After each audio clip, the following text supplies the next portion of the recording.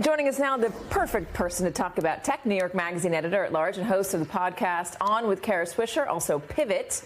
Kara Swisher, her new book is called Burn Book, a tech love story. Kara, I loved the book. Thank you. It was fun to read. It sounds just like you. It does. And it tells the story of your rise paralleling with the rise of the internet. There's a weird vibration. So if you hear that at home, we don't know where it's coming from. Where it's from. Technology. It's the vibration of this conversation, the vibration of life. All right. Talk to me about TikTok first, because that's in the news, and what the Congress and the president want. They're going to pass it. They've been wanting to do this for a while, and it's really it's something that they've talked about and is kind of bipartisan of all things. Trump started it and kind of did an executive order that was kind of cloddish, and so it never got done. It sort of was a lot of noise. But it's been moving forward for a while because people are worried about national security concerns and also propaganda and things like that. And it's coalesced under Mike Gallagher, who introduced this, who I interviewed recently, who's the person in charge of this right now. And I would tend to agree with him. I wrote about it years ago that I was worried about these things. Is it enough to just have it change hands into an American company? If it does. The question is who's going to buy it and for how much, because the algorithm's at the heart of everything. And if you don't have the algorithm, and you can't use the Chinese algorithm, and the Chinese don't want you to see the former algorithm in case it shows they were in fact manipulating it. I know. It's okay. The vibration's getting louder. It's TikTok. Oh, there it is. In any case, it's a difficult thing. So what are you buying except the users, right? If you're not buying the algorithm, it's a problem. Talking about algorithm and talking about tech, even if it does change hands into a U.S. company, I mean, do you worry about the algorithms in general, ones that TikTok might have, Facebook, Instagram and Instagram the same, Snapchat, all of these companies, these mega companies with all of this information about all of us? Right. So years ago, Mark Andreessen said software is eating the world, algorithms are eating the world, and now they're very advanced algorithms under artificial general intelligence. And so which is this new trend, which is the big trendy part of what's going on in terms of investing. And so as it gets more powerful, it makes more decisions for us, and it's run by an ever smaller group of people who are the wealthiest people on the planet who've never been regulated. And these are people, as you write, started out thinking that they were going to change the world. Don't be evil. They said that. I didn't believe them. But then what it came down to was capitalism. Yes, that's the first line of the book. So it was capitalism after all. I mean, you don't have Wall Street people or insurance people going, what I'd really like, Kara, is world peace. And if I make money in the interim, that's great. They just don't, you'd laugh them out of the room, right? But these people were able to do that and wear hoodies and seem benign when in fact they're not benign at all. I asked you this question at your book party. I'm going to ask it on television. You write about the clear and present danger of these companies and all of the power they have, all the information they have, this unchecked ability because Congress doesn't regulate them. How do we as Americans try to help fix that? We force our regulators to do something Or do we just get off the apps? Is that no, impossible? It's not going to happen. It's impossible. They're addictive. They're necessary. You have to have them for work, education, everything's about it. It's not bad. The technology itself isn't bad in and of itself, except for the addictive elements of it.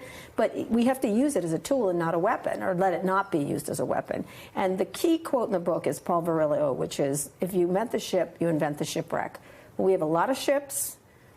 We have a lot of shipwrecks. Where's the lighthouse? And we can demand that from our legislators. The next horizon is artificial intelligence. It's the next version. AGI, artificial. Yeah, and I was talking with one of the big wigs on AI a little while ago. And Which wig was it? I'm not going to say. Okay. And they were asked, how much are you afraid of what AI can do, and how much are you optimistic, excited about what AI can do?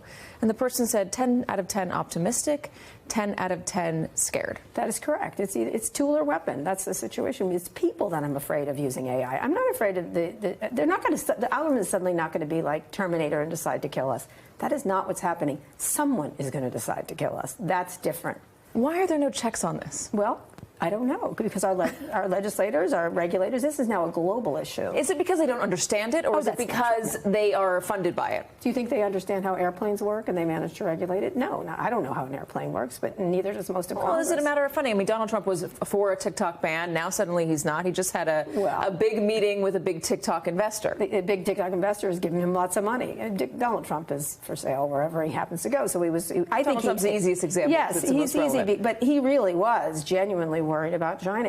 Of the one thing I agreed with the Trump administration was we need to do something about an app that's allowed to, we talked about that air balloon, the Chinese air balloon running over us. There's 500 million air balloons over our entire world. And TikTok it's run by a lot of great people, and they deny any Chinese government intervention or manipulation. At the same time, why wouldn't they? What if they do? Why open yourself up in this way? Why not make a situation where, unless we're allowed to go there equally, why are they allowed to come here? It's just, I don't see, it makes sense to be able to regulate them. Who was the most interesting person that you've met on your path? On my path? On your Steve tech Jobs. path? Steve Jobs. Why? Because he's the most consequential figure in the modern technology. And you're right age. that he was a bit different than everybody else. He was. He was also quirky, could be difficult, but he really was someone who was thoughtful, who understood art and design and society. He understood impact. Very heavy on privacy.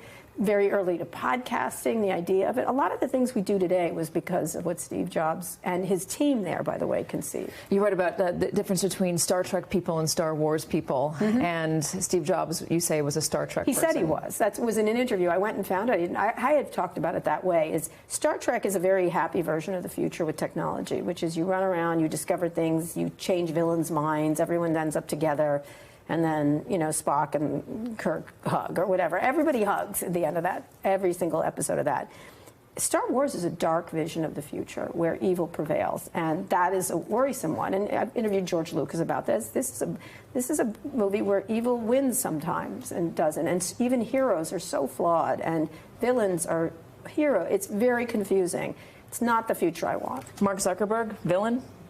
No. I think that's too easy to do that. That's what we do in this country, reduce people. Someone inept at the task of the responsibility he has. 2 billion people. Still inept after all this time? Yes, look what happened at Congress when those parents had the pictures of themselves up. You remember that. It was visually very arresting. Now, the regulators that were demanding it was ridiculous because they're like, what are you going to do about it? I'm like, turn around and look at you people. You're the ones that need to do something about it.